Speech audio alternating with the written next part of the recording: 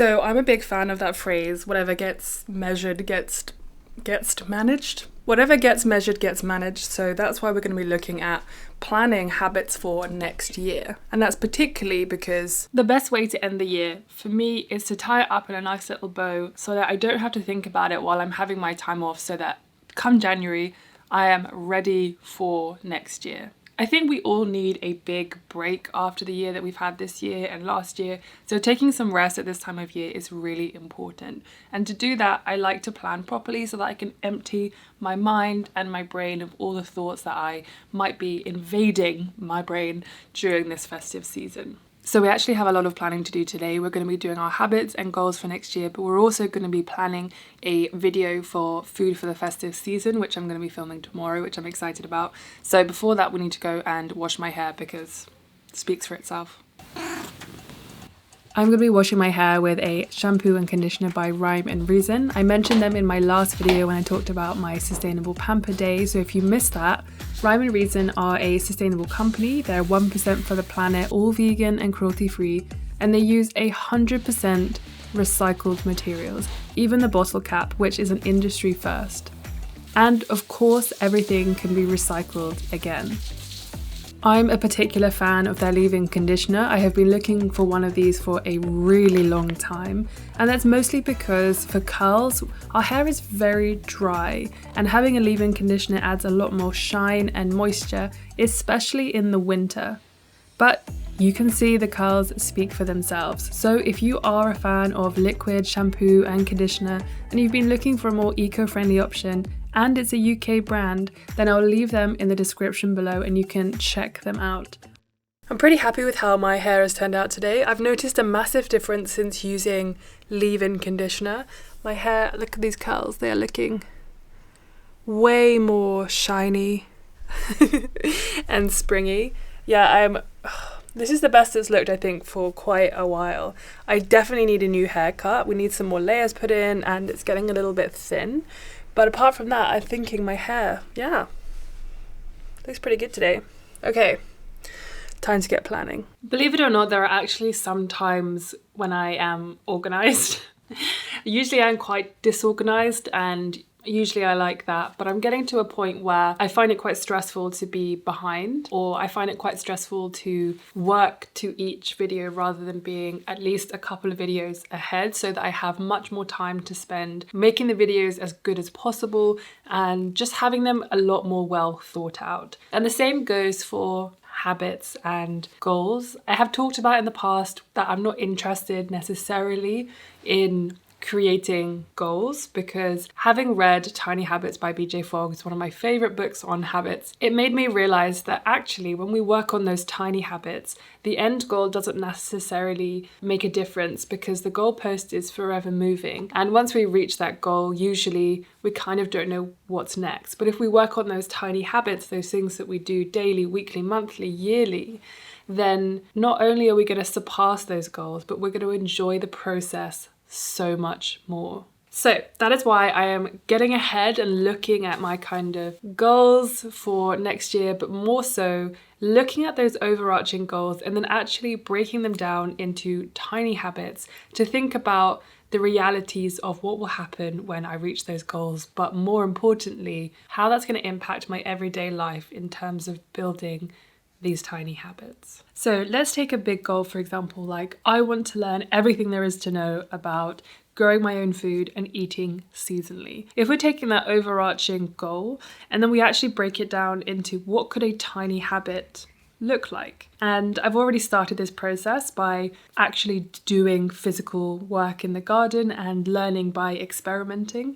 But there could be another way. There could be spending 5 minutes a couple of times a week, or 5 minutes every day reading about seasonality. Or I could do one recipe a week that's exclusively local produce and a local recipe to the area that I am in. If we're looking at an overarching goal and then we're making it tiny, this is a great way to implement it into our everyday lives, and then we're much more likely to have that staying power. So for now, I'm going to write down all the zero waste habits that I believe that I have managed to implement successfully into my life this year in 2021.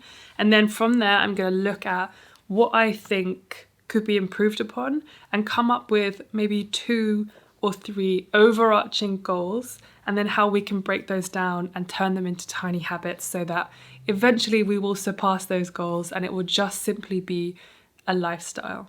Okay, so far I actually have quite a few that are around food and food waste, because food waste is something I feel particularly strongly about. And one of the zero waste habits, or actually a few of the zero waste habits, have been around not wasting food after having created a meal, for example. So I've learned to store things, how best to store them rather, for the kind of food that I have made. I have also ensured that all of those leftovers do get eaten after they have been stored correctly. Nothing gets forgotten at the back of the fridge, and we utilize our freezer so much more to ensure that we can prolong the life of things that we may not need necessarily the next couple of days, or being better prepared so that we know that when we're not in the house, we can still store it in a way that means that it will get eaten at another time. So I'm actually a very visual person. I'm a very visual person. If I can't just see it written down in a very specific way. So that's why things like this are really good for me. I bought this about 2 years ago, 2019, New Year's. And this just helps me to actually see physically what my month is going to look like in terms of content, plans. Each day I'll write my to-do in terms of filming and editing. This is specifically just for work, but I'm thinking of using it for my habits as well, because it helps me to understand what is expected of me, what I've planned out, and how much time I have given to it.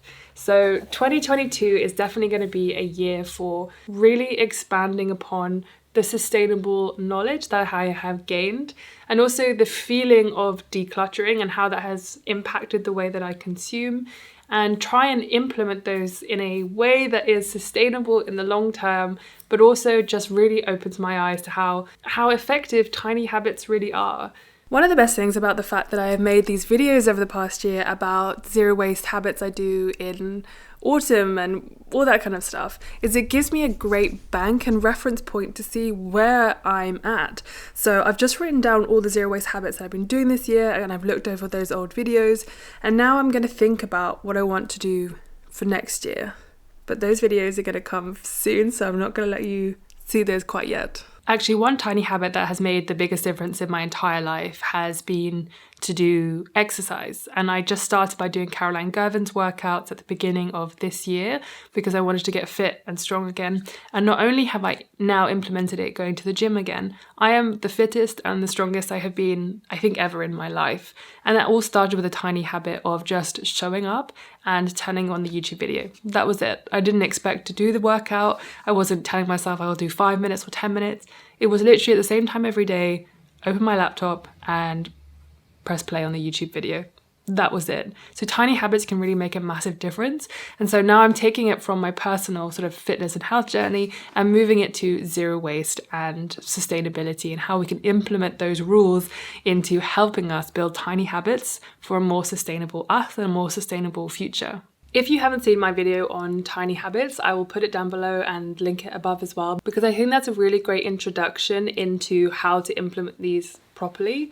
I wanted to kind of explain where I'm at the end of this year and how it's really important for me to go through everything so I'm not worrying about it or thinking about it while I'm trying to rest and recuperate, because on January 1st we have our challenge. Everything is going to be in the newsletter, so if you haven't signed up, I will put that in the link below. But again, it's going to be a zero waste challenge, a sustainable challenge, looking at everything kind of nuanced and holistically and making sure it's working for us and for you. And it's going to be about seasonal eating as well. So there's going to be loads of stuff as well as a book list. So in January, I will be going through all of my goals and then breaking them down into my tiny habits for the year to live more sustainably. I just wanted to talk you through my process of how I am going to get there, because I'm still thinking about it, I'm still working through it. But I think it's a great idea at the end of each year to reflect. Think about what was easy for you this year, what was hard for you, what is just never going to be possible. I sometimes use my sister's car, but now I don't use that at all. One of the things I was writing down is how much more I now use my bike and the train. The train has been so great because I still go to London quite a lot to see my friends, to go to events for work, and also just to see my sister and to clear out the flat that I was living in. So things like that have been really great, but circumstances are gonna change, and everyone's circumstances over the past 2 years I undoubtedly have changed. Some things may be easier for you to live sustainably, some things may be much harder, and that's definitely fine.